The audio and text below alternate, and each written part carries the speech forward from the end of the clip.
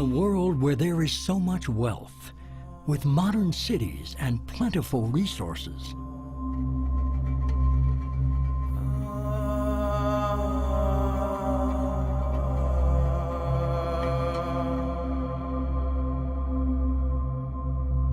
how can we still have so much poverty, where so many people must live on less than $1 per day?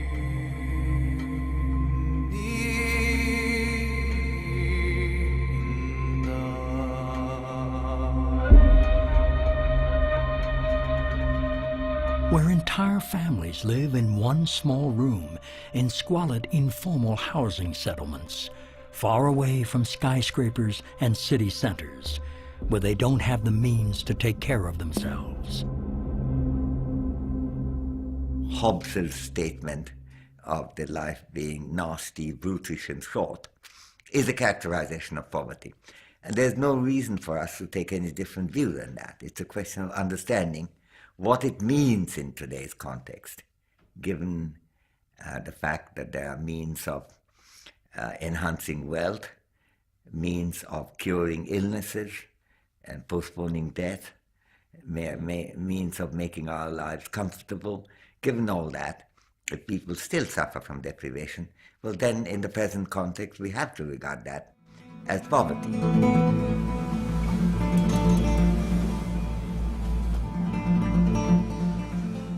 Meu marido está desempregado faz 5 anos e é isso, ele vende água mineral R$1, né?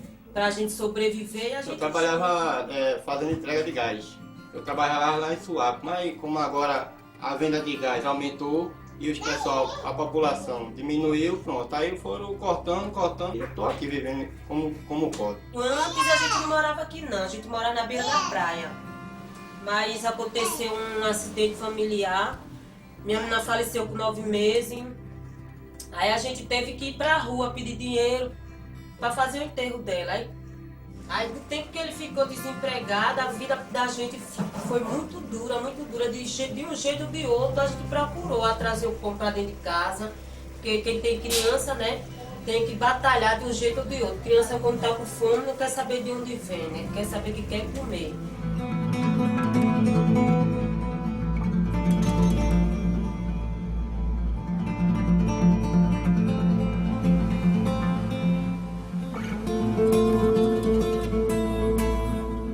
24,000 people die every single day from hunger and hunger-related diseases, at least 24,000.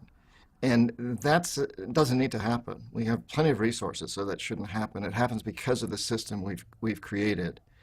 We can say, without a doubt, that this system is an absolute failure. From the most rational, objective, economic standpoint, it's a failure. Less than 5% of the world's population live in the United States. We are consuming over 25% of the world's resources and creating roughly 30% of its major pollution. That's a failure.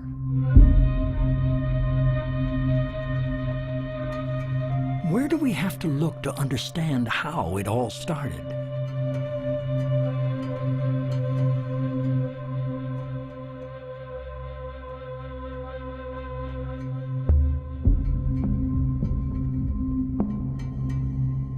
Where some started to become rich and others poor.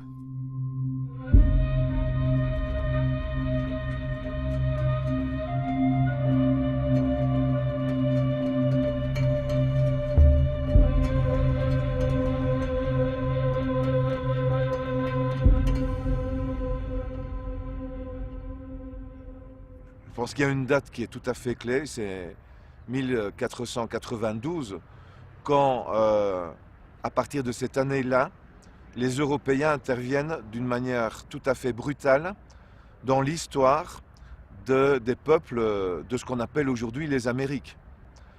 À partir de ce moment-là, on peut parler d'une globalisation, d'une mondialisation, parce que à peu près l'ensemble des continents de la planète au cours du XVIe siècle sont connectés les uns aux autres et de manière brutale avec une domination européenne qui va progressivement s'étendre ensuite vers l'Asie et vers l'Afrique. El proceso de construcción de este sistema mundo colonial moderno tiene ya más de 500 años.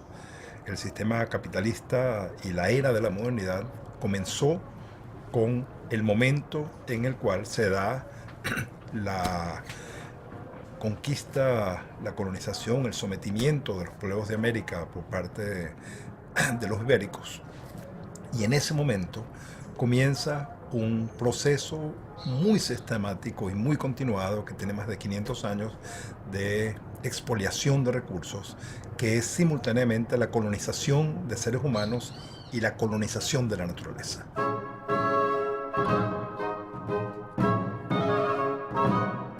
The men who would be known as the conquistadors and the colonizers came from Spain and Portugal, and later from the United Kingdom and Holland. They stole all the riches of the Incas and the Mayas, all the gold and silver, religious artifacts, and jewels, and then started to confiscate the land, which destroyed the natural economy of the people. Such a practice had long started before in Europe, where the upper classes seized communal land from the poor families, thus depriving them of their livelihood.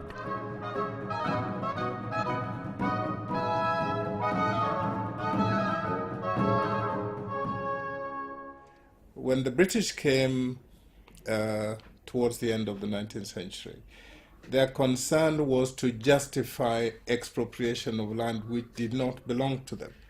And the way they did it was to use their own legal system. They did this precisely through an advice that was given to the colonial government on the 13th of December 1897 that said that in countries where there is no settled form of government, the land belongs to the Queen of England. Having declared that there was no settled form of government, they appropriated ultimate title to the land. They passed laws that said so, and then they were able to give settlers freehold interest, 999-year leases, and other forms of leasehold. Unas cuantas familias tienen como una gran cantidad de tierras que ni siquiera las producen. Y en desmedro de quién, de los indígenas, de los originarios de estas tierras, que no pueden acceder a esta tierra. ¿Por qué? Porque la ley INRA decía que por cada cabeza de ganado se le otorgaba entre 5 y 50 hectáreas. Es decir, por una cabeza de ganado le pueden justificar 50 hectáreas de tierra. Entonces, son tierras que ni siquiera se producen, son tierras de engorde que le dicen aquí, que lo único que hacen es hacer que estas personas puedan enriquecerse más a costa de estas tierras, sin producirlas. Entonces estamos viendo ese tema, se está trabajando mucho, y son los latifundios, grandes latifundios que vienen desde la época de la colonia, ¿no? Que se ha ido reproduciendo este sistema.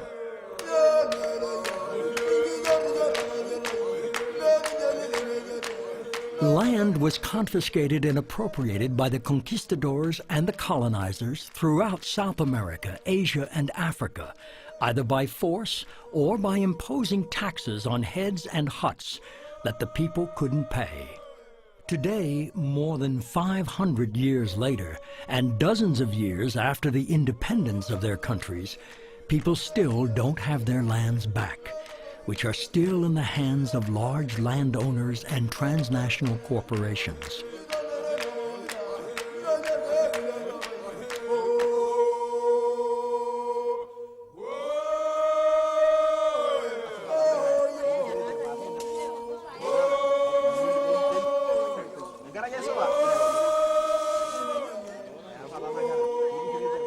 Yiok enkaji ormaasani negira apake iltung'anak oobulu errita nkishu apake duo tooloopapa yiok.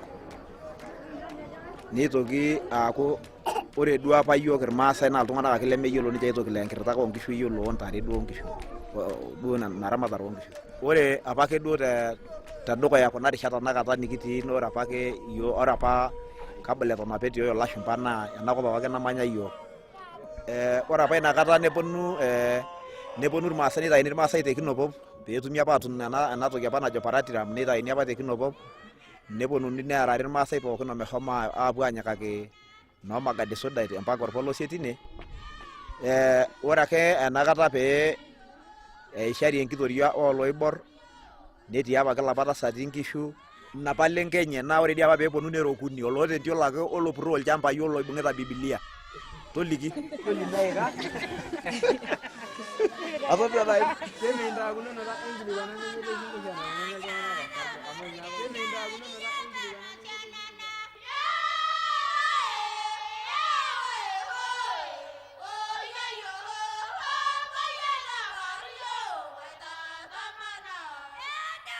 By becoming a British colony, you actually became a property, both the country and the people.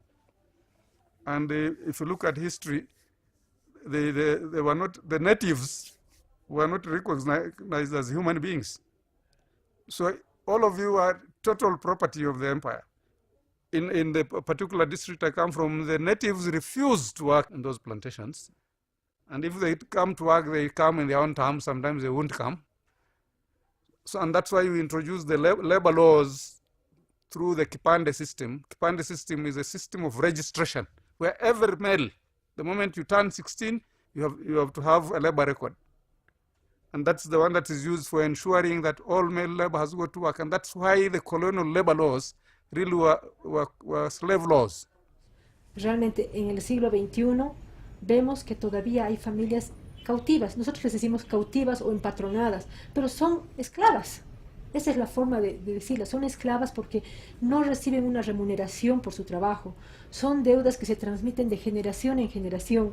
Las personas no pueden salir de la hacienda porque tienen una deuda con el patrón. Y no solamente es la persona, sino es su grupo familiar. Los niños trabajan, no van a la escuela porque deben trabajar. ¿A cambio de qué? De nada, solamente de la alimentación.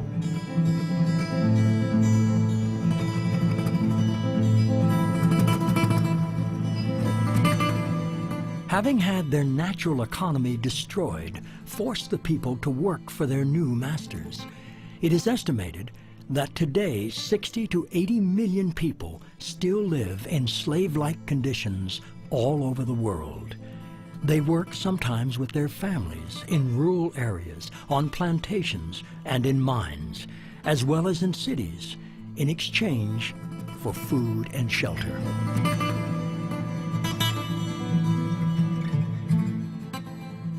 São Paulo is the largest state that produces ethanol in Brazil, and at the same time is the richest state. And just to give you an example, last year 17 workers died in the space where they work.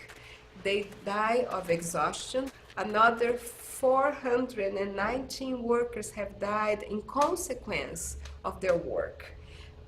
In addition to several cases of slave labor in the sugarcane workers that the Ministry of Labor has been registered. A visão que os empresários têm do trabalhador é ainda a visão de escravo. Eles não se desvencilharam. Hoje eles têm uma vida, uma acumulação muito mais fácil do que quando era o período do trabalho escravo, né? Porque o escravo, digamos, o patrão era dono do escravo, então ele tem que cuidar do escravo, ele tem que cuidar da saúde do escravo, ele tem que cuidar da alimentação do escravo, ele tem que cuidar da moradia, mesmo na senzala, mas ele tinha que cuidar. Hoje o patrão não tem nenhuma preocupação com essa, ele encosta o caminhão, né, na periferia da cidade, o caminhão enche, devolve, ele não tem nenhuma preocupação mais.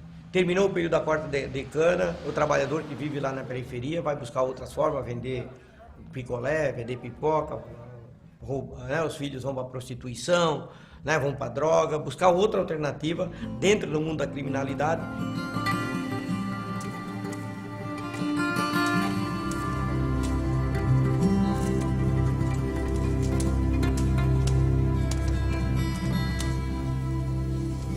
Chegamos aqui, a gente mesmo com uma boa promessa para aqui, né? Que ia ter aqui tudo em dia, garrafa, bota, tudo em ordem. Quando a gente chegamos aqui não encontramos, entendeu? Para se levantar aqui de 1 hora da madrugada, o fogo não é bom mesmo, porque é 4 bocas de fogo para cozinhar para bem 80 pessoas. Tem que se levantar de 1 hora da madrugada para fazer o café, porque senão a gente sem tomar café. E a água que a gente toma banho lá só tem ferrugem. A gente toma banho hoje, no outro dia a gente já está doente. E a gente para receber o material, como recebendo de pouco a pouco. no chapéu, depois veio as botas, e assim mesmo ainda tem gente aqui que trabalha descalço, porque não tem o material completo. Faz 4 meses que eu trabalho nessa firma, nessa usina, e eles pegaram minha carteira profissional e não me entregaram ainda. Eu já falei com todo tipo de chefe, ele fica só me cozinhando e não me dá minha carteira de volta. Mas sempre as horas de chegar é 3h30, tem gente que chega de 4, mas 2h30 para as 3 estamos chegando no barco. Para eu poder ganhar uma diária por dia, eu tenho que cortar 40 braças até 32 braças quando está essa cana aqui forte desse jeito. Até 32 braças pelo salário. Se eu não cortar, eu não ganho salário não. Dá R$12,34.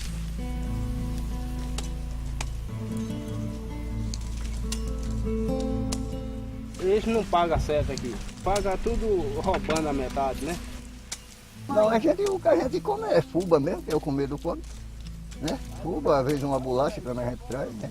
Compra. E o feijão mesmo, quando deixa para cozinheira, tem muito que deixa. Eu mesmo não... Tenho 6 filhos, e o que eu ganho aqui, se eu for comer tudo aqui, eu vou para casa sem nada. O problema é o seguinte, o problema é porque ele arruma, tem a casa para morada, né?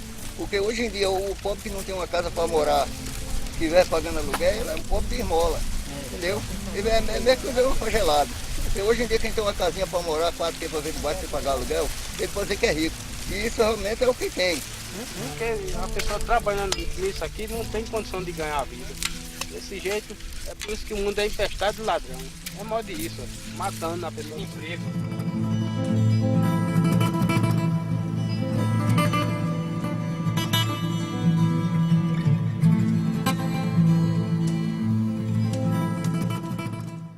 Well, colonialism had very negative consequences, lasting consequences that we still see today in countries that are poor. And colonialism is one of the big reasons that poor countries are still poor.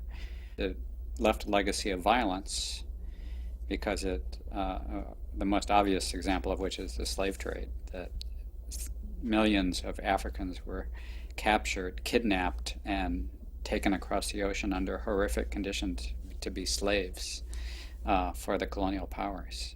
I think we have to start from what the prerequisites of capitalism are. Okay?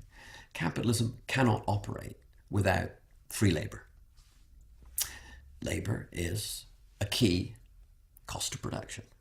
So, to the extent that what we're talking about here is an expansionary capitalism, it will always be looking for those circumstances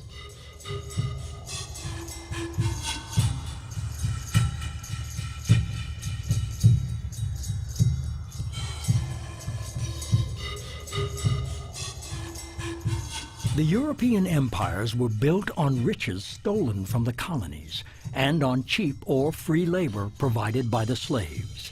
The gold mines of Brazil and the silver mines of Bolivia, like Potosi, provided the European empires with the initial capital needed to start and finance their industrial revolutions.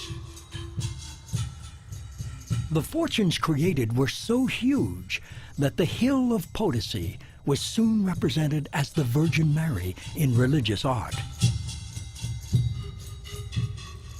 The Pope himself gave Africa to the Portuguese crown and South America to the Spanish.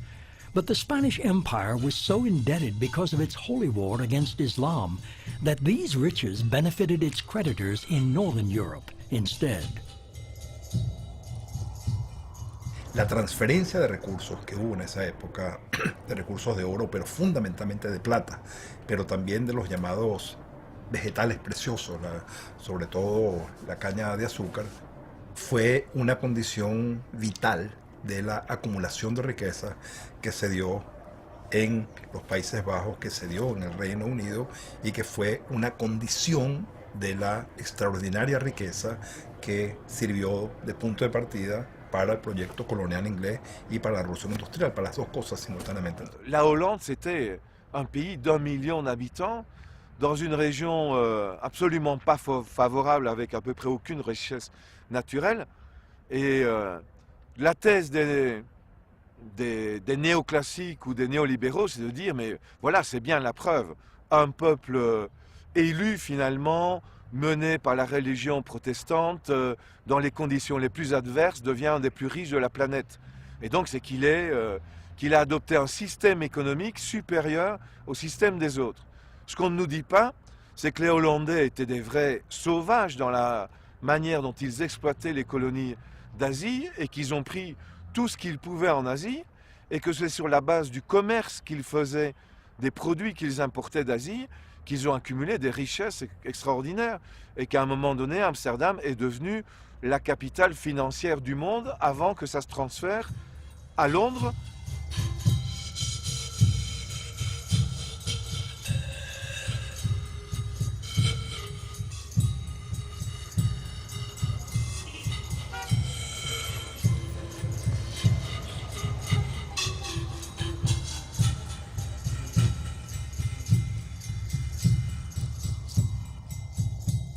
In Bolivia, in the bowels of the richest mine in South America, the miners of Potosi have built a museum to honor the memory of their ancestors and their loss.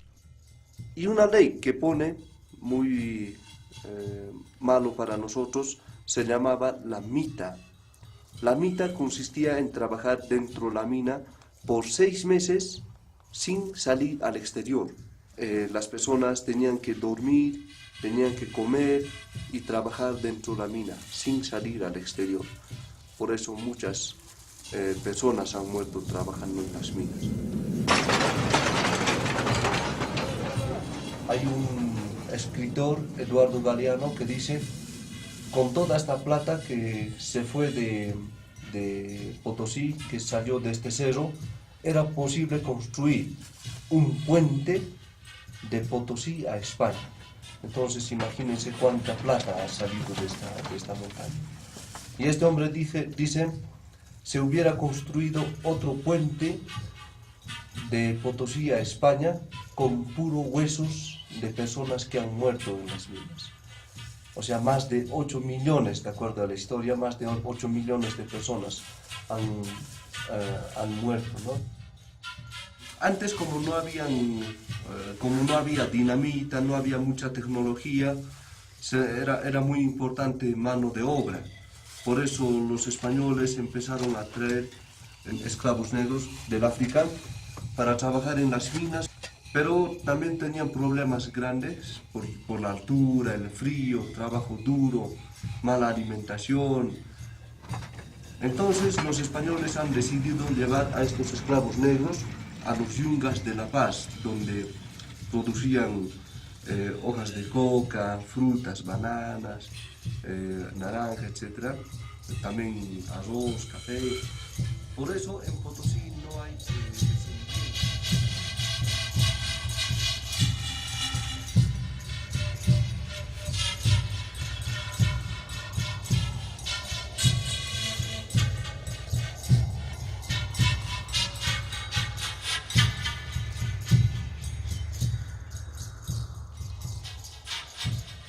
Les Européens auxquels se sont ajoutés assez rapidement l'Amérique du Nord, et puis plus tard, dans la deuxième moitié du 19e siècle, le Japon, qui est devenu elle-même une grande puissance coloniale, qui a fait beaucoup de mal en Asie au cours du 20e siècle, se met en place donc à partir de la fin, dans la deuxième moitié du 19e siècle, ce qu'on peut appeler la triade, à savoir Europe occidentale, Japon, Amérique du Nord, qui commence à dicter au reste de la planète les règles du jeu et impose un modèle économique qui est le capitalisme. El primer componente es de que nos insertamos al contexto de un mercado mundial y de una expansión del capitalismo planetario como países que externalizamos el excedente económico. Es decir, hay colonialidad en tanto la riqueza que se genera por el esfuerzo humano, por la riqueza natural, no se retiene en el país, sino que se externaliza, sale para afuera. El colonialismo siempre es parte del desarrollo del capitalismo, lamentablemente.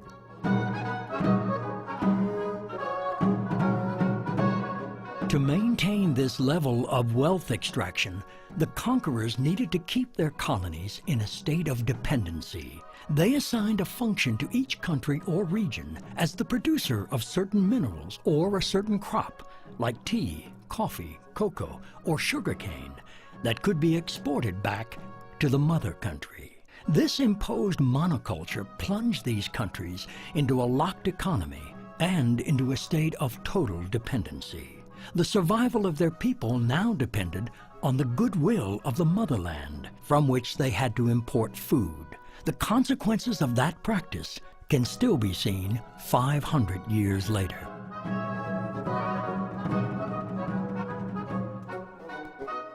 Dada ya la liberación de independencia, no hubo liberación económica, porque nosotros dejamos de ser una colonia de España para ser una colonia de los ingleses primero y después una colonia de los Estados Unidos de Norteamérica. Durante todo el siglo XIX, Venezuela siguió siendo un país exportador de café y de cacao. Para finales del siglo XIX se da la segunda revolución industrial en el mundo.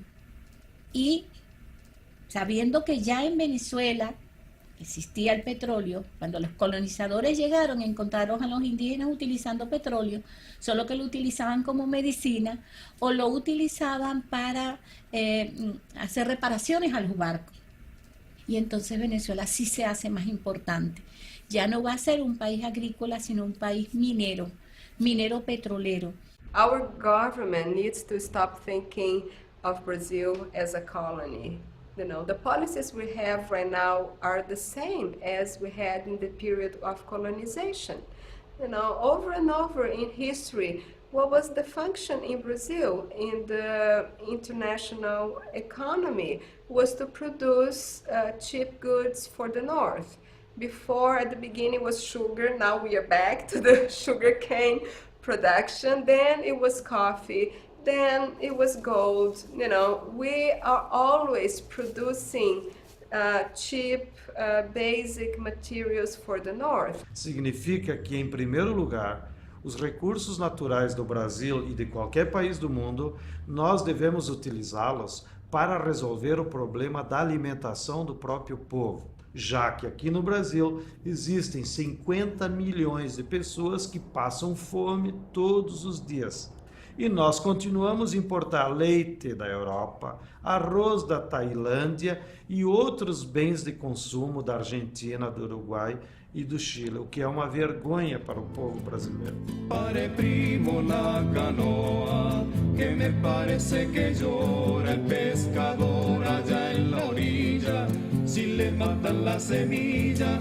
Yo sí, cabeza de 8 familias, o sea, entre 8, mi esposa y 5 hijos y 3 nietos. Una niña necesita atención médica seguido, pues. Necesita una escuela especial y donde vivíamos se hacía demasiado imposible, pues. Porque todo el tiempo he trabajado en la agricultura y he vivido de la agricultura. Entonces conseguimos este terrenito acá y bueno, poco a poco, como hemos ido pudiendo, hicimos la casita. Hemos ido sembrando árboles frutales y todo. Tengo trabajando en la agricultura 47 años. De esos 47 años fui perseguido hasta hace 7 años. Porque éramos perseguidos por la misma gente del gobierno, que entonces mandaban la guardia, mandaban los otros cuerpos al Ministerio del Ambiente. Mira, tengo bastantes vecinos, compañeros de trabajo, pues, la agricultura, que fueron metidos como vulgares delincuentes 48 días presos por trabajar la tierra. Entonces te digo, ahí habíamos alrededor de 600 familias y quedan 6 familias. ¿Qué te digo? Ellos querían sacar todo lo que se llama agricultura para puro importar. Lo salvará su conciencia y en eso me ha puesto el alma. Lo salvará su conciencia y en eso me ha puesto el alma.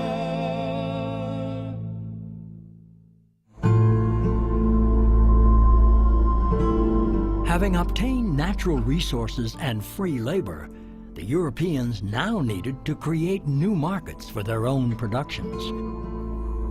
They separated agriculture from industry, thus preventing the farmers from making their own tools, clothes, and other utensils, and transforming them into commodity buyers. All existing industries were destroyed, and the colonies were forced to buy manufactured goods and equipment from their colonial masters. Parce que les Hollandais ont détruit l'industrie textile d'Indonésie et ont construit une industrie textile en Hollande, aussi de céramique. Et des textiles et des céramiques qu'on vous présente comme des produits hollandais, c'est en fait des techniques qu'ils ont copiées en Indonésie, notamment à Java, les ont amenées en Hollande et ont fait la richesse de l'industrie. Destruction des structures politiques, des structures sociales, des structures, des savoir-faire. Je pense à la destruction de l'artisanat indien, la fameuse phrase de Marx parlant des plaines du Gange qui sont blanchies par les ossements des tisserands indiens. C'est très précis, en XVIIIe siècle, l'industrie textile indienne était nettement supérieure en qualité à l'industrie textile britannique. Les Britanniques ont détruit l'industrie textile indienne et ont interdit qu'à l'intérieur de l'Empire britannique, on puisse importer des draps et d'autres produits manufacturés des colonies.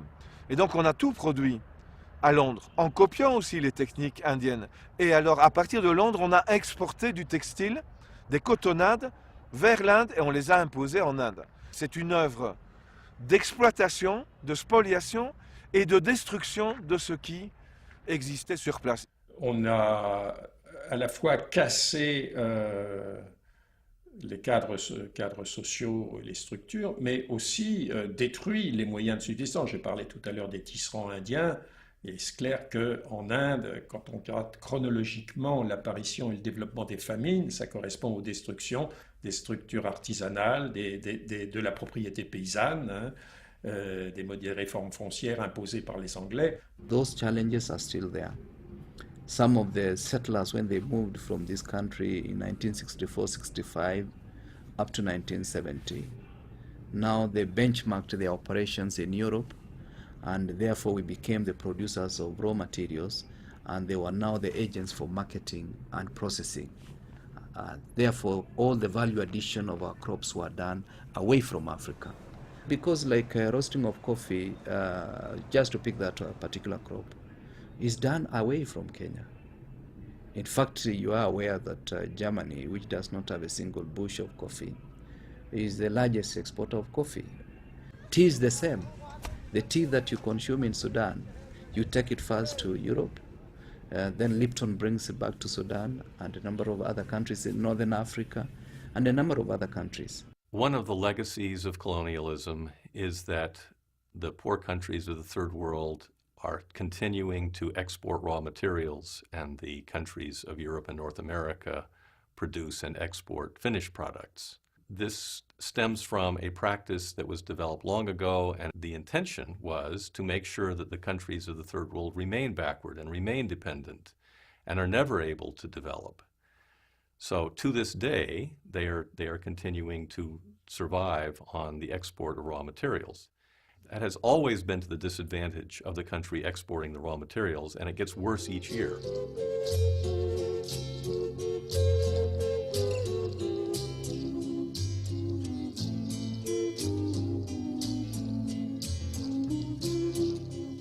The main legacy of the colonizers was the change in mentality, religion, and culture. They came with a Bible in one hand and a rifle in the other, preaching the exclusivity of salvation and imposing Christianity by force upon all, destroying every indigenous religious item they could find.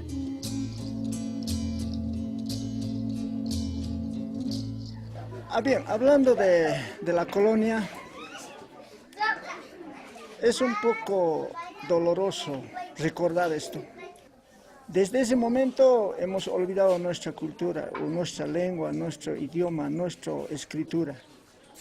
Por entonces los aymaras somos más antes, llegaron los incas, en esa época había una cultura muy diferente y teníamos nuestra propia escritura que eran los quipus y actualmente eso se ha perdido, no lo tenemos, nos los han robado. ¿Para qué? ¿Para qué nos han robado? Para someter a su capricho, a ser servientes de ellos. La conséquence la plus importante et qui remonte précisément à l'une de ces formes de la colonisation qui a été la conversion religieuse, le travail des missionnaires, etc., c'est la colonisation mentale, la colonisation de l'imaginaire, l'imposition d'une culture, un impérialisme proprement culturel avec ce que ça implique comme destruction des structures mentales, conception du temps, de l'espace, et ce qui a eu comme effet, en fait, de provoquer dans ces sociétés une perte de sens.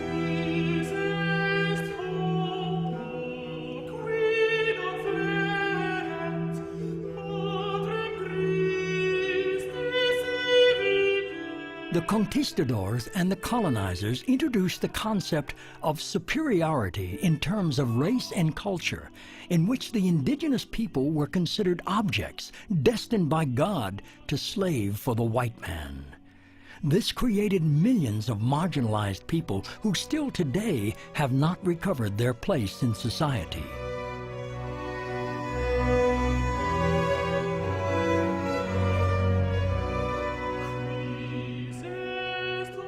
During colonial times, no equality would be tolerated between the white man and the colored one, either in church or in state. Even today, while a Mass is celebrated in the Cathedral of Sucre, the former Bolivian capital, the old indigenous people who dare to enter will still sit on the ground.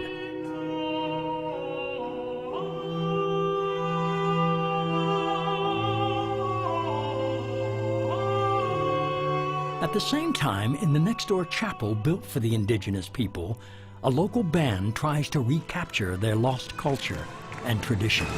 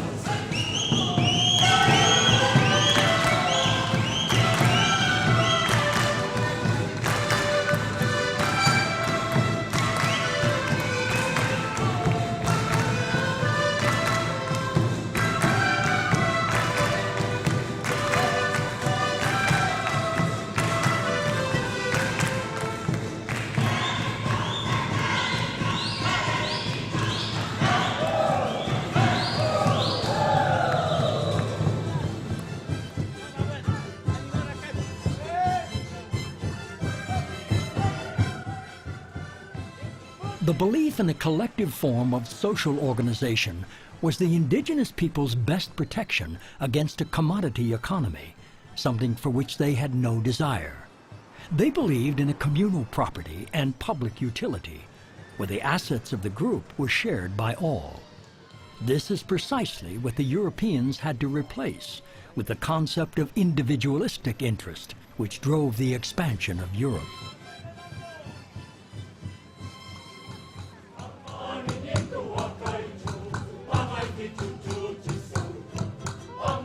Part of the purpose of Europeans in the early age of exploration was to take Christianity to people around the world. At the same time this was developing, a new form of Christianity was emerging that was very individualistic, and this was closely associated with an individualistic view of property. There had always been some element of private use, of individual families using property, but it was always tied to some communal affiliation. With the modern idea of private property, it meant that someone could use property without any obligation, any reciprocal relationship to community. You owned it, you could use it any way you wanted, and you didn't owe anyone anything. In a sense, this was a system of everyone for himself, and you could say this is the beginning of capitalism. So during this period, we have a marriage of a religious idea of individualism with the idea of individualism in owning private property. I mean, you may not be able to abolish poverty and have usher in the golden age by just saying, eradicate private property, everything will be all right. That won't work, and we have to recognize that it won't work, and the temptation to go in that direction may have to be restrained by realism. But at the same time, it's important to understand that those who were asking for that were not asking out of a fad. They had a real issue in mind, that inequality of property and ownership is a cause of inequality of divided fortunes in our lives.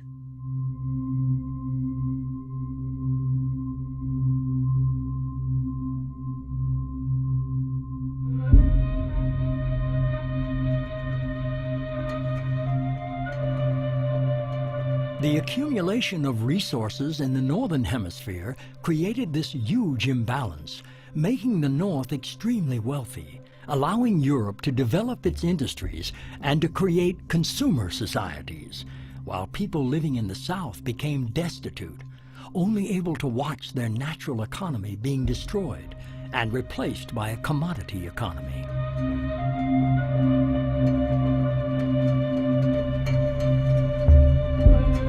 Preconditions for capitalism, the labor and market and strategic resources, are all about the process of primitive accumulation.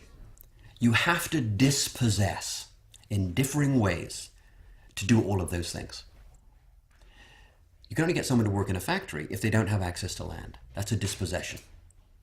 Something can only become a market if it's taken out of a non-market context. Something has to be bought and sold.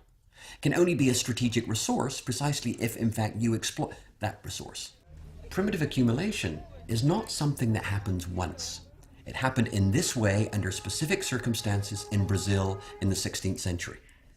But primitive accumulation is recursive. It happens time and time again under different sorts of conditions.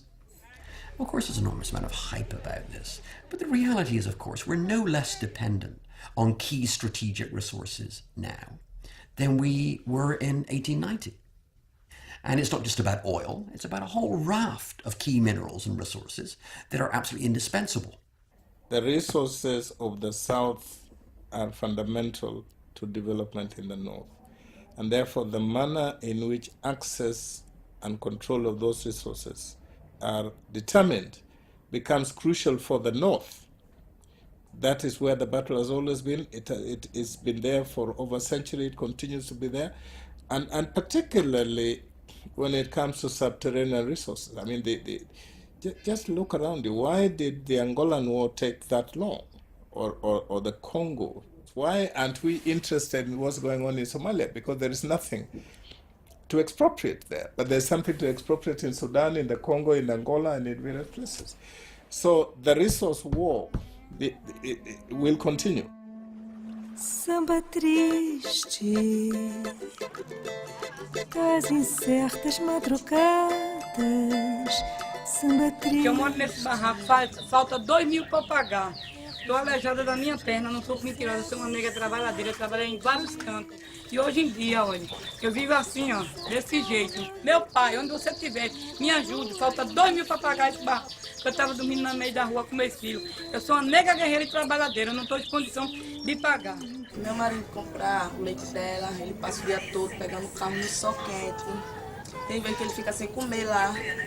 A gente gasta assim uma faixa de R$25 por semana, que é para comprar leite, comprar fralda, comprar remédio, comprar as coisas para dentro de casa. E o leite custa R$5. O leite 5 e a massa 5. Samba triste de São Paulo na neblina. Muita gente que não tem um pão de cada dia em casa, não é isso? É, sou tapioqueira, não parece, mãe? Eu tô em casa, né? É?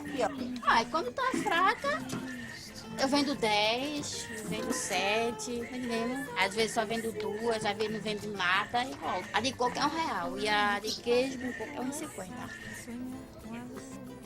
Não, a verdade é sempre assim, a gente não tem trabalho, ganha uma verba muito pouca e assim vai passando até o dia que Deus quiser e o povo grande, né?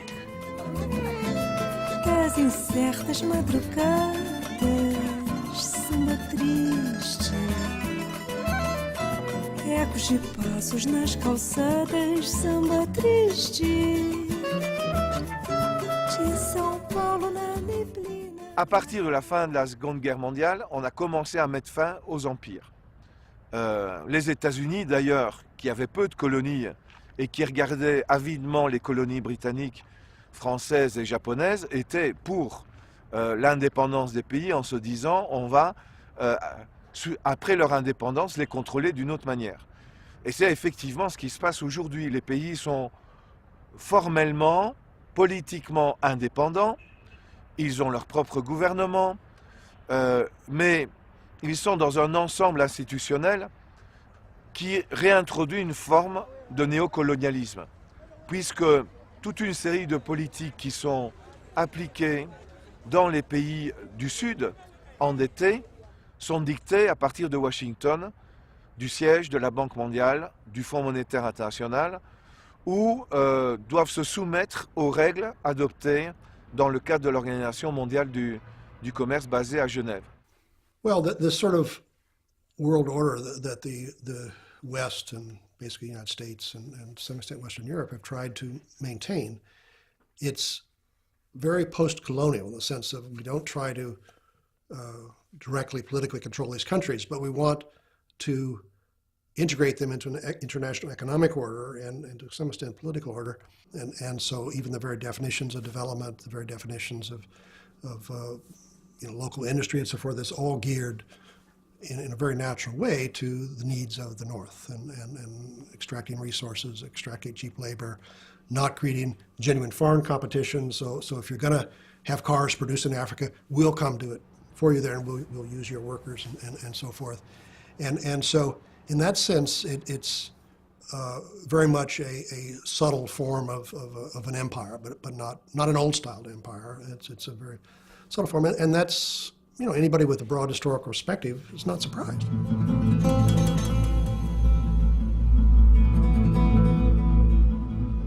When the countries of the South won their independence, the accumulated debts of the colonial powers used to open new markets were transferred to the newly formed governments in total violation of international laws. The only solution offered by the North was more debt with extremely high interest in order to repay the initial one. These newly formed states immediately lost their sovereignty and became even more dependent upon the northern countries, which could then dictate policies on agriculture, trade, and customs, and give special privileges to foreign corporations, such as monopolies over mineral extraction or monoculture exploitation.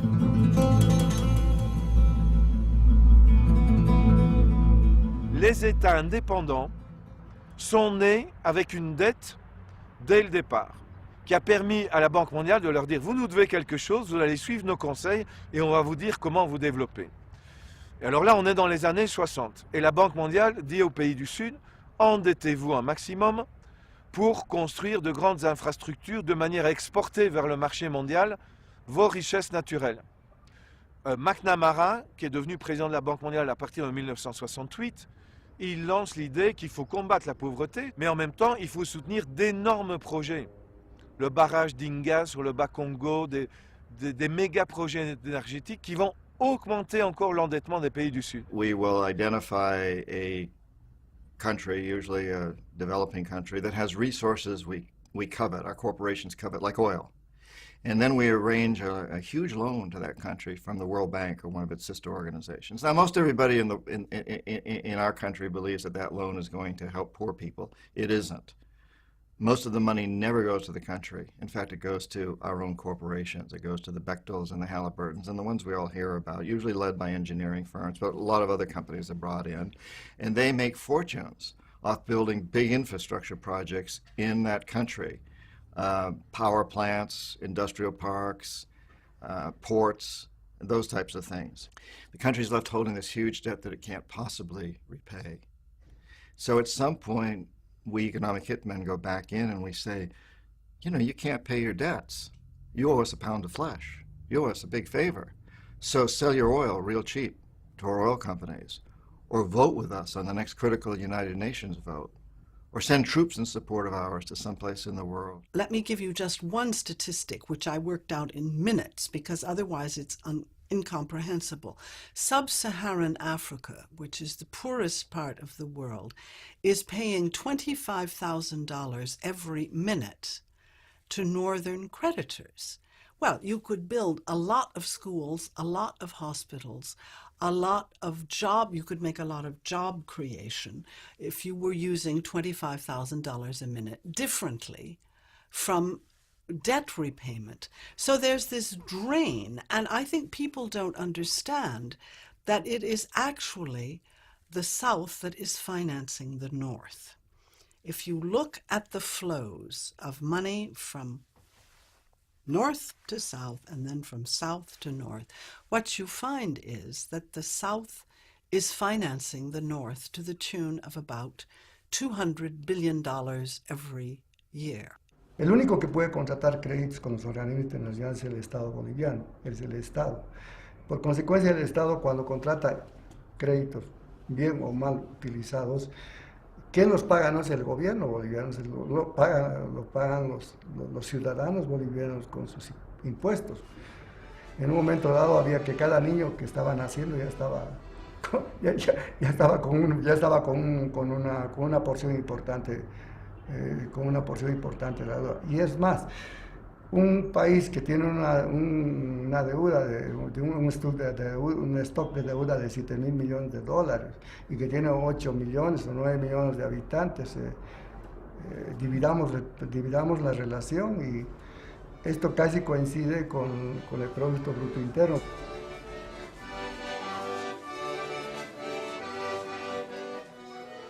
By analyzing poverty into those three elements, I think we can also begin to understand why poverty is so much more extreme in third world countries in the South than it is in the first world countries in the North.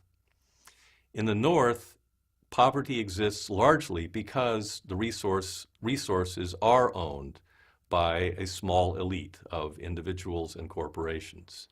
In the South, the same is true. The resource division is equally skewed towards a small elite. But the South also faces the continuing problem of unbalanced trade and the problem of debt.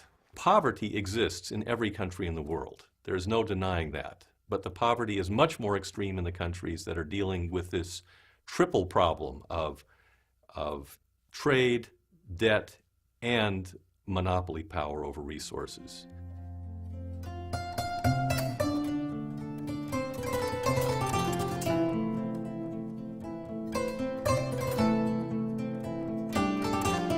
By the beginning of the 20th century, the entire Third World had been split up among the powers of the North. The two world wars forced the North to create new tools to stabilize the now global economy.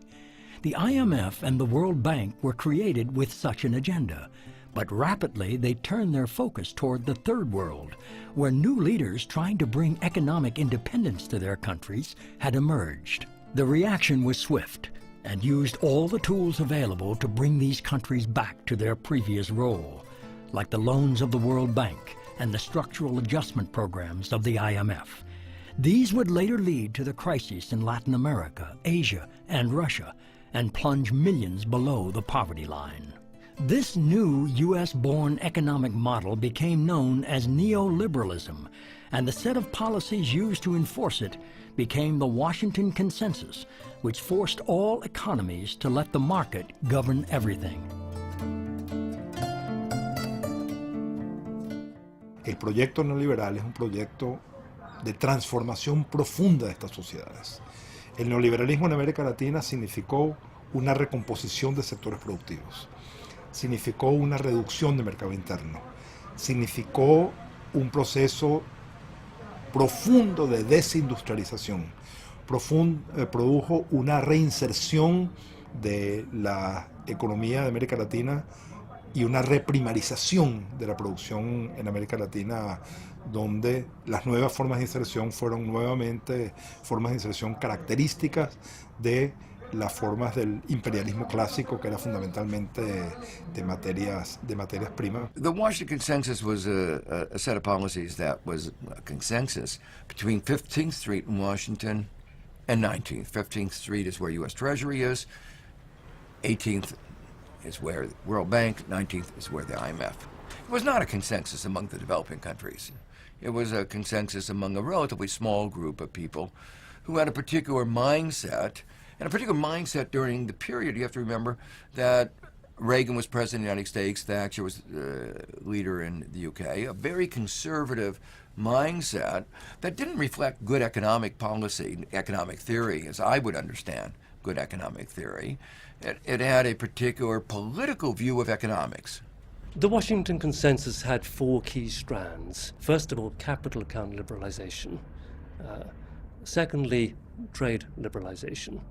Thirdly, reduce your taxes, stimulate growth, follow the Laffer curve, a bit like following the yellow brick road. It led nowhere at all, but tax revenues went south for most developing countries, particularly in Africa.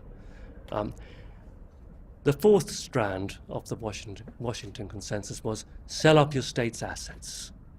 And in most cases, they were sold off so badly, and the fees that were paid to World Bank consultants and all of the Western consultants involved were so astronomical that the end price that many developing countries got for their sales were minimal. All of the public companies, whether they had to do with investing in agriculture or whether they were public telephone companies or public whatever, roads companies, or all of that, or nearly all, has had to be privatized. So there again, you get an opportunity for private companies to extract wealth. The World Bank used to publish, maybe it still does, but all through the 80s and the early 90s, every year it published in microscopic print long lists of companies that had been privatized in its member countries under structural adjustment programs. And every year, I counted them approximately. It was sort of 1,300 to 1,500 companies a year. They were sometimes bought by local elites. They were often, particularly the larger ones, bought by our own transnational corporations. Bolivia became the lab rat. Bolivia was absolutely the chief test lab in South America for these policies of privatization, market fundamentalism, the things that led to the water revolt, that led to all of these issues here in Bolivia. And that's really the trajectory of how Bolivia got here historically. En el caso de las líneas, de tren, de la línea FESE, prácticamente han desaparecido. Después de que se ha privatizado, después de que se capitalizó. Hoy día no tenemos, por lo menos en el occidente, no hay más trenes. Se ha desmantelado todo. Hoy día, no hace mucho, hace el mes anterior, si mal no me equivoco, teníamos unos cientos de trabajadores con 7 meses impago. O sea, se ha destruido el país, esa es la consecuencia de la privatización.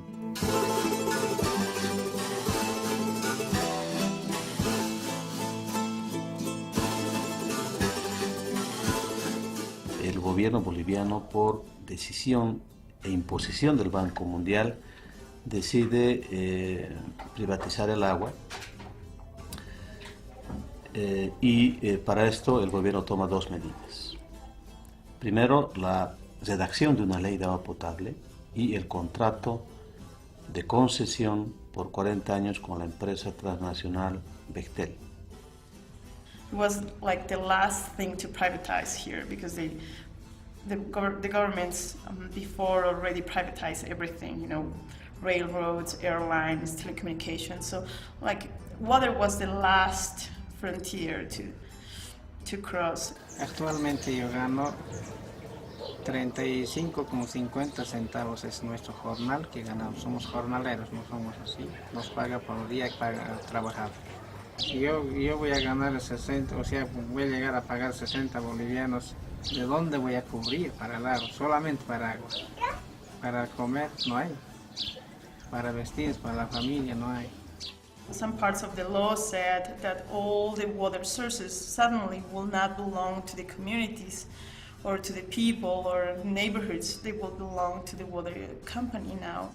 Suddenly, these things that were common, were not common anymore. They came here and within a month of taking over, they raised people's water rates by an average of 50%, and in some cases double and more. People took to the streets and said they wouldn't take it, and faced down bullets, faced down a state of martial law.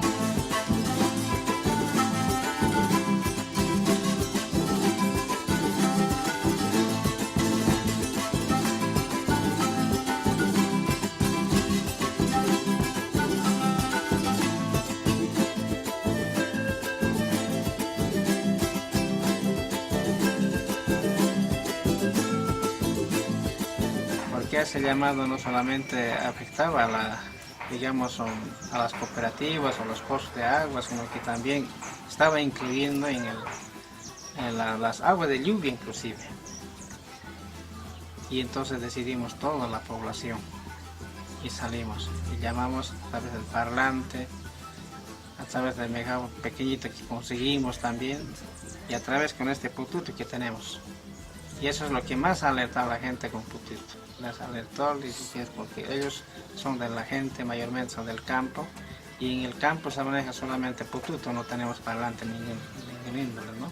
La guerra del agua viene de las áreas rurales, viene no solamente de esa agresión del capital transnacional, del Banco Mundial, de los gobiernos neoliberales hacia el patrimonio colectivo de la gente, sino ante todo esta privatización es una especie de, digamos, de aberración a nuestra concepción y particularmente la concepción que tienen las comunidades originarias, las comunidades campesinas, de que el agua es la sangre de la Pachamama. Y así la guerra ha sido de muchos recuerdos para nosotros, porque en realidad cuando ha habido heridos, muertos, en esos momentos no están hablando, pero no, la gente estaba furiosa. Era morir o vivir. Era uno de los dos. En realidad, para mí, no se podía dejar, digamos, para nuestros hijos, hijos de mis hijos también, dejarlos así, porque todos vivimos del agua.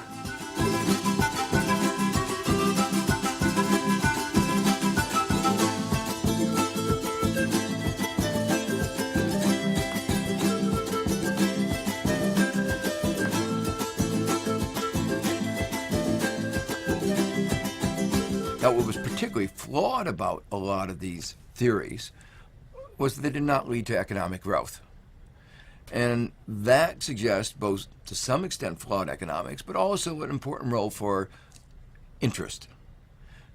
Take the most dramatic example of this, capital market liberalization, opening up capital markets to the free flow of short-term capital. You can't build a factory on the basis of money that can come in and out of a country overnight. The IMF tried to change its charter in September of 1997 to force countries to liberalize, to open up their capital markets. At the time they did it, they had no evidence that it would promote economic growth, and there was ample evidence, both in the World Bank and elsewhere, that it led to more instability. And yet they pursued it. And my interpretation is because Wall Street wanted it. The IMF and the World Bank, by liberalizing capital flows, opened up a wholly new criminal environment where capital could be shifted into tax havens around the world and evade tax. And this has happened on a truly astonishing scale. And to give an idea of the size of this movement, the most recent estimate of the volume of capital now held offshore by rich individuals is $11.5 trillion US, and a stunningly large figure.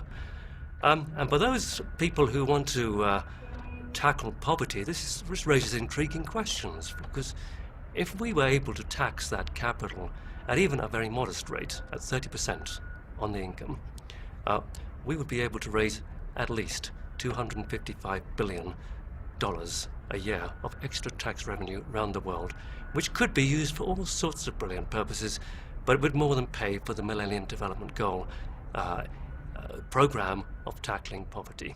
La Banque mondiale et le FMI exigent une augmentation des impôts indirects, payés essentiellement par les pauvres. Exigent que les pauvres payent pour pouvoir être éduqués, pour pouvoir être soignés. Le résultat, c'est une privatisation de la santé, une privatisation de l'éducation.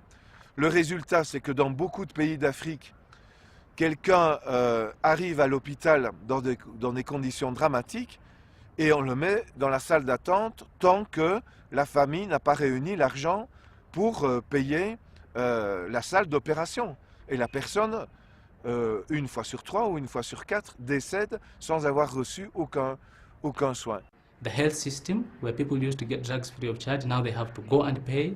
Even where I come from myself, I see people who are not able to go to hospital. They die of simple things like malaria because they cannot afford to pay the small fee that is required to run the hospitals. This used to be run by the government, but the World Bank insisted that the wage bill is too high and that the government has to reduce its expenditure.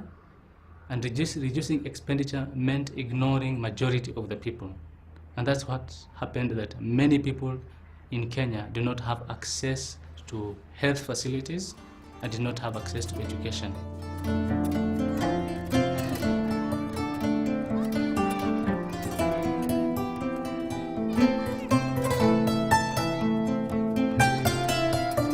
We are 3 children.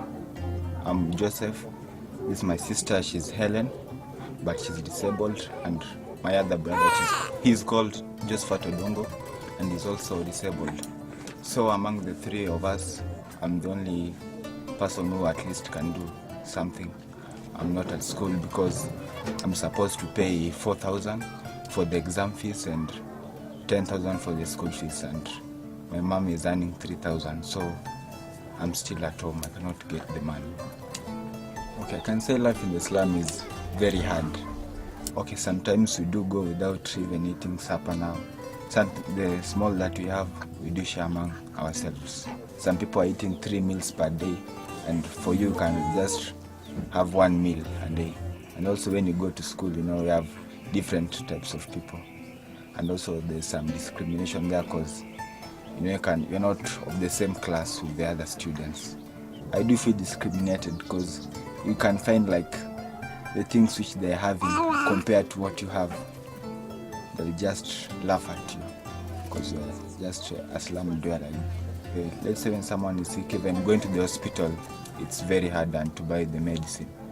So maybe he'll just stay at home and take some tablets from the shop for around 10 shillings, and we cannot afford to go to the hospital.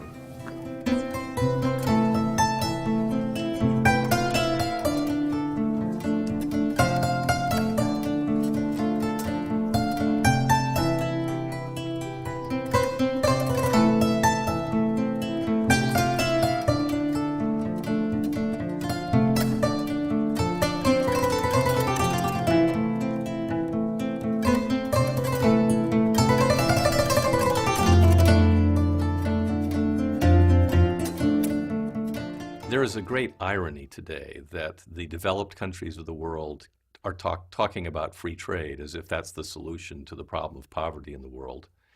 Much of the history of the last couple of centuries has been an effort of countries to become economically independent through tariffs, to be able to develop manufactured goods. The economies of Asia most recently developed in large part because of the ability to, or East Asia, I should say, developed in large part because they developed behind tariffs, and then once they developed to a point where they were able to enter the world economy on the same footing as everyone else, then they removed the tariffs.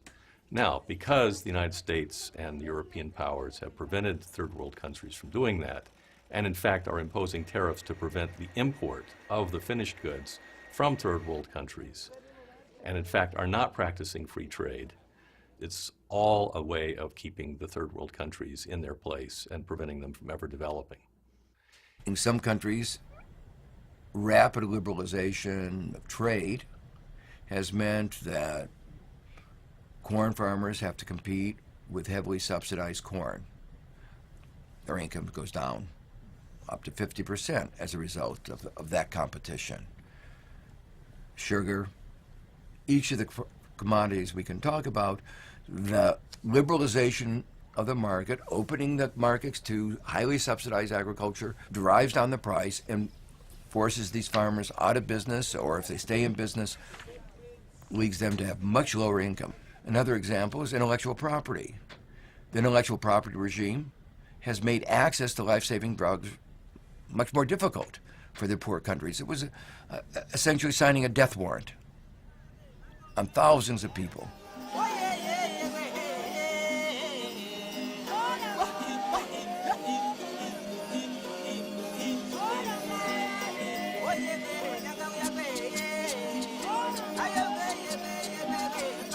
These people you see over here, they are pastoralists and agriculturalists.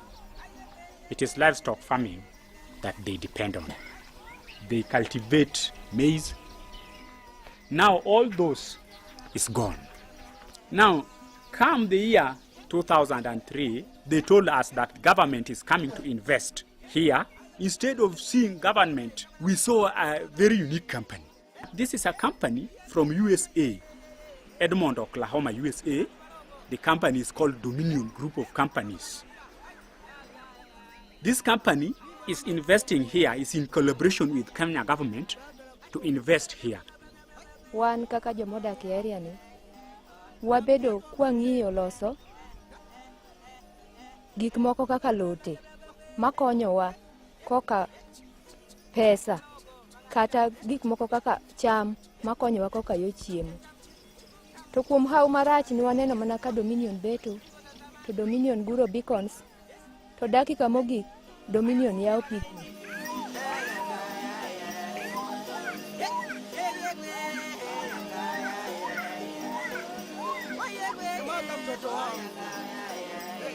Kaka an ne pi opong'o ka kaluwore gi pi Dominion modonjo jaki ot makoro chuna mondo miya adar kendo achak adhi kamachielo.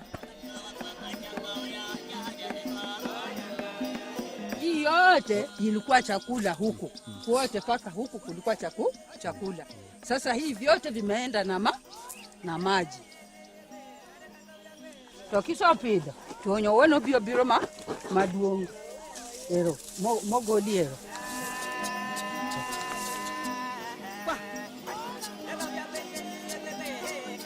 This company is doing aerial spraying.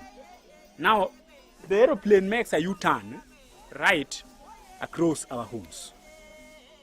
And this aerial spraying is done especially when people are working. It is done twice a week. That has affected us very much. And when you go to nearby public health centers, quite a number of children has been reported dead.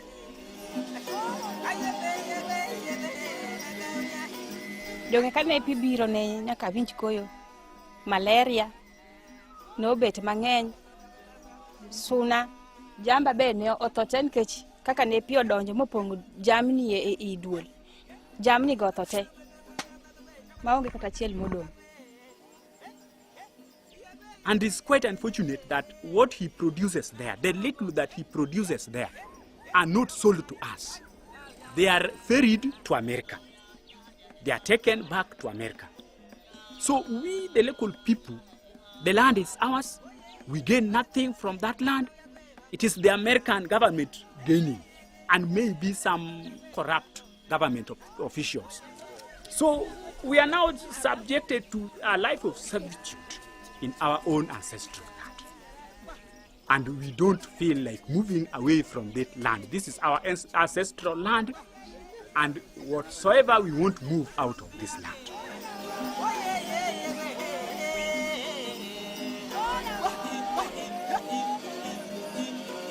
Neoliberalism managed to bankrupt many of the economies of the South, which allowed international capital to take over. This was achieved by imposing a new form of structural violence that was used for decades to maintain these countries in a state of underdevelopment. Such violence was implemented by the dictators of the South and their repressive apparatus, which finally brought social unrest that was unkind to the free market economies. The special agents and economic hitmen were born and became the new, less visible means to maintain such control over the globe's resources.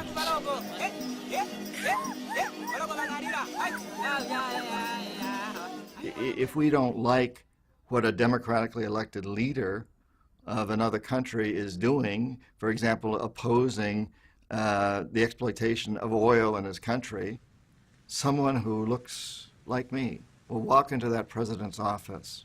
I had the job at one time.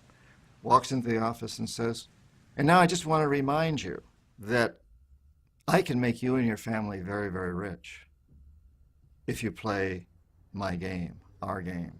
Or I can see to it that you're thrown out of office or assassinated if you decide to fulfill your campaign promises. And usually it's said a little more subtly than that because there may be a tape recorder listening. But they get the message because every one of those presidents knows what happened to Arbenz of Guatemala and Allende of Chile and Roldos of Ecuador and Lumumba of the Congo and Torrijos and on. The list is very long of presidents that we have had thrown out or assassinated. There's no question about that. And they all know this.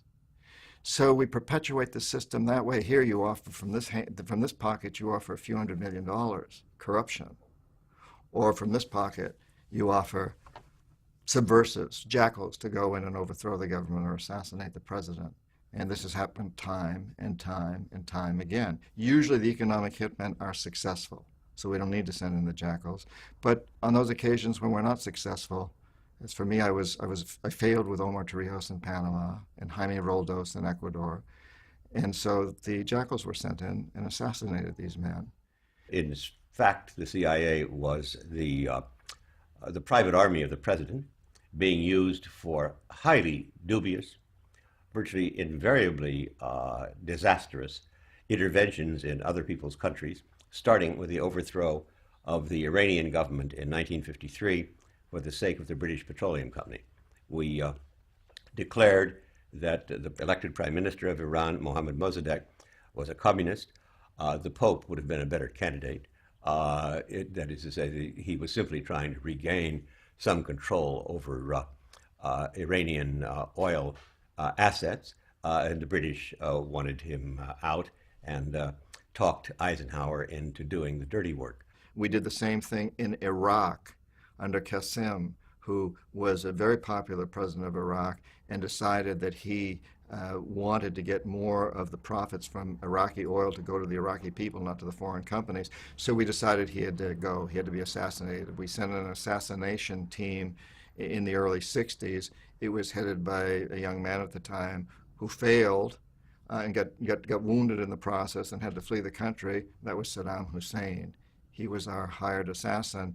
He failed, so the CIA went in directly and had Qasem publicly executed on Iraqi television and put Saddam's family in power. There is no question that over the years, the government has used its imperial apparatus for economic purposes, for the advantage of American firms. Perhaps The best examples are the United Fruit Company in Central America, and that is after the overthrow of the government of Guatemala in 1954 by brutal, very brutal means against a small and defenseless country. Over the years leading to civil war, police repression, at least 200,000 Guatemalan civilians have lost their lives. All of this was done because the United Fruit Company objected to some rather modest proposals for land reform. You could carry it on to the CIA's intervention against Allende in order to bring to power probably the most odious military dictator in the Cold War period, General Pinochet. Here the interests were primarily of IT&T Company. They participated closely, the International Telephone and Telegraph, participated closely with the CIA in financing and funding and plotting the coup against Salvador Allende. Also equally in Chile, the mining interests of the big copper firms. One of the things that American imperial power has long been used in Latin America in order to protect the interest of extractive industries in very poor countries such as Bolivia, places of that sort. On the very few instances when neither the economic hitmen nor the jackals are successful, then and only then do we send in the military. And this is what happened in Iraq. You know, the economic hitmen were unable to bring Saddam Hussein around. The jackals were unable to take him out. He had very loyal guards and he had look-alike doubles, so it was difficult to take him out. And so we sent in the military. Iraq represents an instance of what I've called military neoliberalism. It represents an attempt now to push forward the American neoliberal project, previously attempted to be secured through hegemonic consensual means militarily. It's as if the United States is using classic late 19th century gunboat diplomacy to break down the doors of markets, to push forward its agenda. So that's how I see it. Not that it's not about oil at all, but this isn't in any simple sense about getting that black stuff.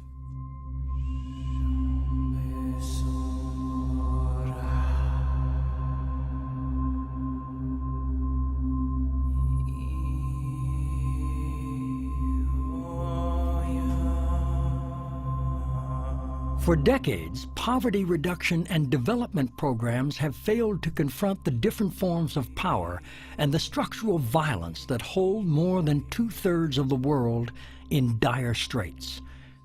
Our chosen economic model has created a global situation in which today, less than 25% of the world's population uses more than 80% of the planet's resources, while creating 70% of its pollution.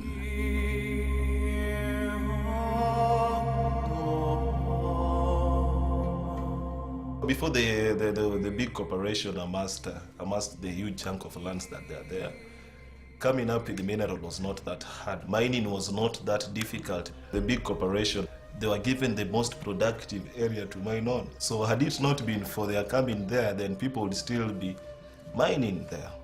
And the situation, I believe, would have been different right now. I started here in 1998. Then I got sick, my wife got sick and died. At the beginning, I had 20 people working with them here. Because I have no money to nourish them, to feed them. They went to other mines. Kwa sababu inafika mahali wanatumia ukubwa wao. Kwa sababu tunachimba chini, inatokea tunapata muingiliano kati yetu na wao. Na tukipata muingiliano, kama itatokea bahati mbaya sisi tumeingia kwao, ni mawili. Unaweza ukapigwa risasi, unaweza ukakamatwa, ukafungwa, ukapelekwa jela. Sasa yani, na wakati kama tungekuwa na mahusiano mazuri, kwa vile kule ni chini na hatuonani, tungekuwa tunakaa pamoja, tunaangalia kwamba nani kazidi huku, tunapata usuluhisho. When the World Bank and the IMF were really putting pressures on developing nations, they were coming with conditions. You need to do this, you need to do this so that we can give you aid. You have to allow investors to come in and help you people to create jobs. That's actually not giving jobs to the locals, so that's where the problem is. What they're trying to do is to demoralize us, as to eradicate us totally from the mining sector. The mining fields that are holding right now belong to the locals. So once you take something from somebody, then you leave him with nothing. It means that people have been left in, people are being impoverished here severely by the coming of the big companies here. A lot of money has been siphoned out of the country as a result of this trade. So the money that would have been otherwise used for the locals here is being siphoned in some foreign countries.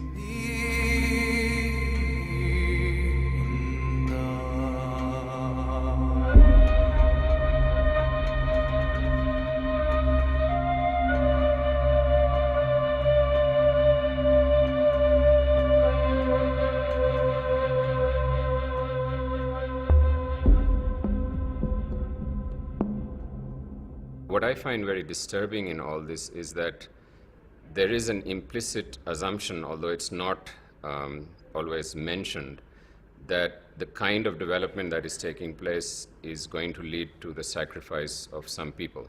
So there is a very dangerous kind of an assumption, and we see it actually happening on the ground, that many people will have to suffer, many people will have to be forced into homelessness, landlessness, some will have to die, because we are following a particular economic model.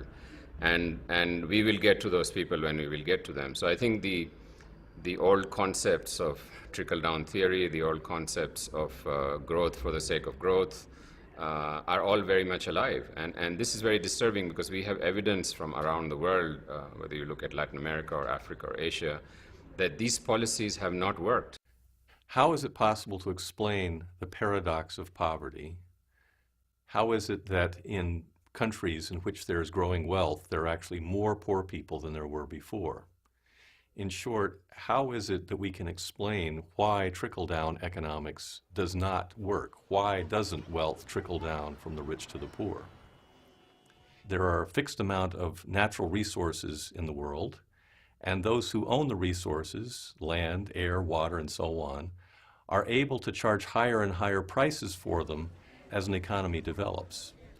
In order to understand that, I think it would be useful to consider a fictitious example of what would happen if we lived in a society in which there was only one oasis that had all the water, which everyone had to come for their water supply.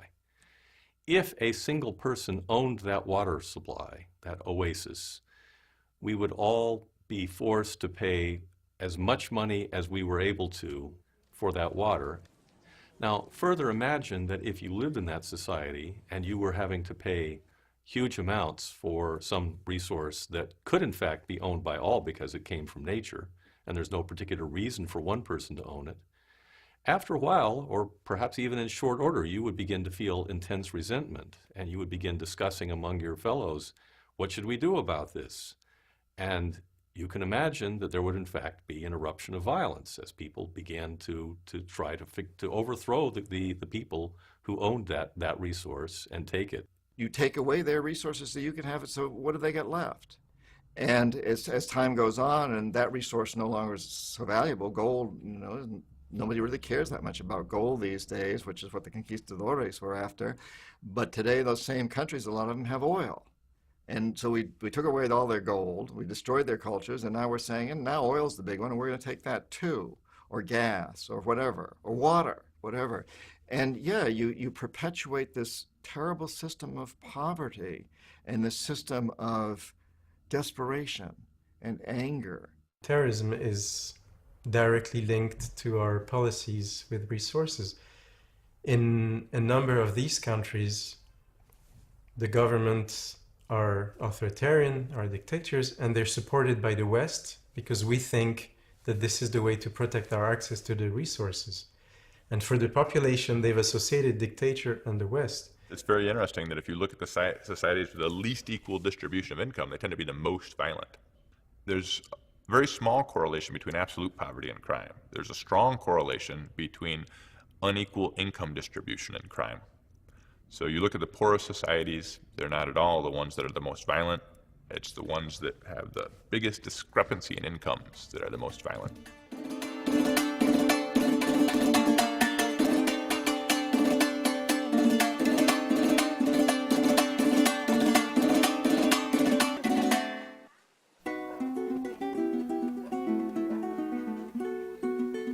Ha empeorado por el sistema siguiente, que me han matado 2 hijos aquí en este barrio. Tengo uno que me lo mataron el viernes, que este viernes va a ser 8 días. Estoy pasando por un dolor muy grande, empezando. Y lo siguiente, que tengo tiempo viviendo aquí, pero como yo he criado a mis hijos sola, lavando, planchando ajeno, haciendo empanadas, haciéndole para vender, haciendo todo para que mis hijos estudiaran. Y este que me mataron más porque él ya se había graduado de licenciado. Me lo mataron el viernes, este viernes que pasó. Y esa era mi esperanza y mi futuro para que me sacara de aquí, porque me iba a sacar de aquí. ¿Está entendiendo? Él no vivía conmigo porque vivía aparte. Pero el que me ayudaba todo el tiempo, no me fallaba con mi comida. Y yo, porque yo he sido todo el tiempo enferma, he sufrido de hambre, he sufrido, y luchando así para que mis hijos no se cansen de estudiar, siempre mis hijos estudiaron. Siempre mis hijos, me ha gustado que mis hijos estudien.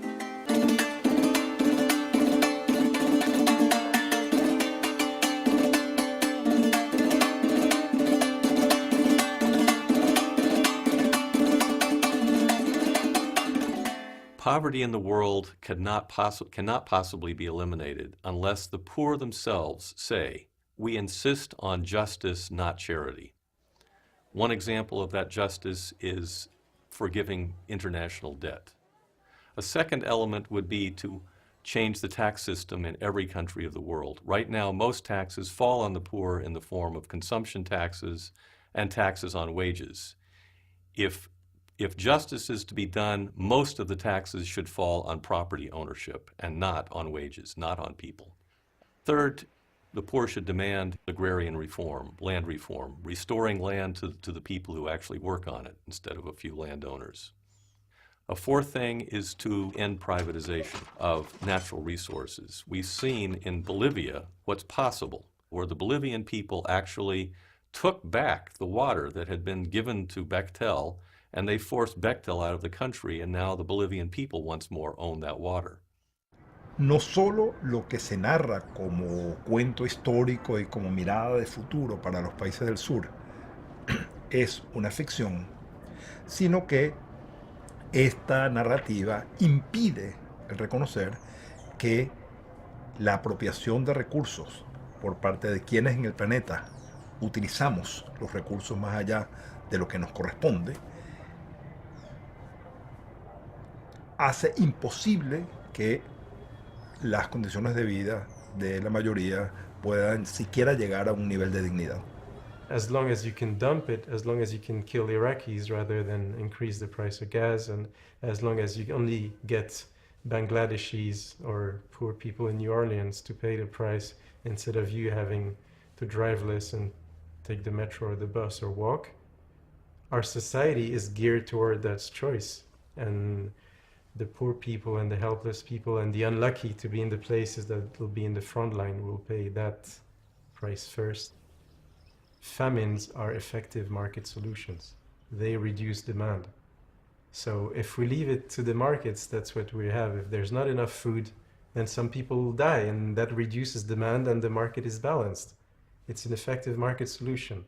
So if we want to avoid such radical solutions, we need to find ways to redistribute and share what we have and get those that use a lot more start using less so that there's still enough for everybody.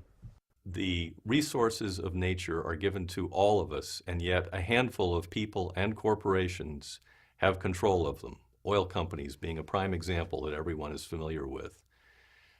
If we could enable everyone to benefit from those resources, we could end poverty.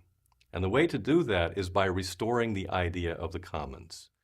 It means that the value that is currently gotten from those resources, that is currently being privatized in the hands of the corporate shareholders of oil companies or other or mining companies or real estate syndicates and so on, instead of it being privatized, it would be made available, be shared by all. That's basically what the commons means.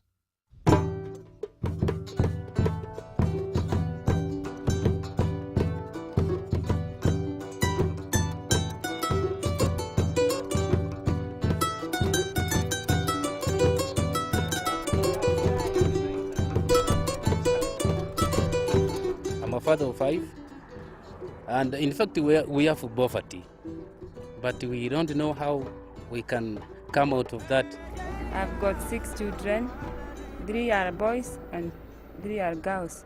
So I'm working so hard so that they cannot go to bed without food. You can even make 4,000, 3,000, 5,000 for 2 weeks, depending on your energy. And nowadays in Kenyans, whenever a person who working a job or blocking, he already working a small, a few months per year. Per year, he getting 3 months or 4 months, which is better.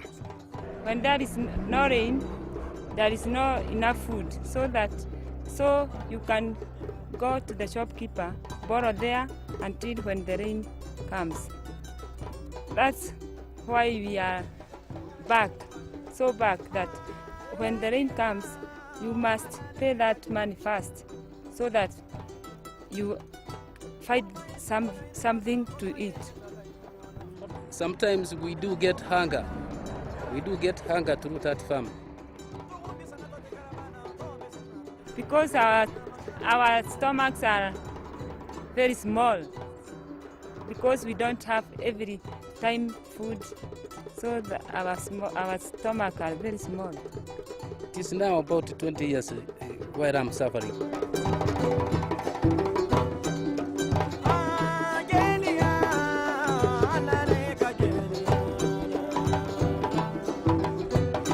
Our chosen economic system always was, and still is, financed by the poor.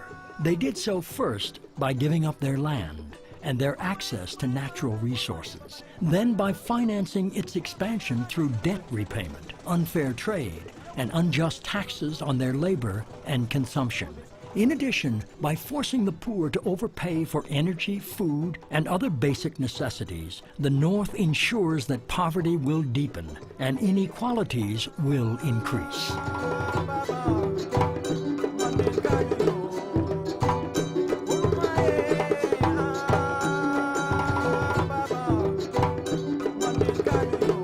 Il s'agit de sortir de la croissance comme du sous-développement, c'est-à-dire bien évidemment, notre décroissance, au sens où notre réduction de la pression de notre mode de vie sur les écosystèmes est la condition pour qu'eux puissent avoir un poids plus élevé. Vous pensez qu'à l'heure actuelle, si tout le monde vivait comme les Américains, il faudrait 6 planètes, mais si tout le monde vivait comme les Burkinabés, un dixième de planète suffirait. Donc, pour que les Burkinabés puissent légitimement consommer une empreinte écologique soutenable, il faudrait qu'on consomme moins, puisque d'ores et déjà, on dépasse, en moyenne mondiale, on dépasse d'environ 30% la capacité de régénération de la biosphère.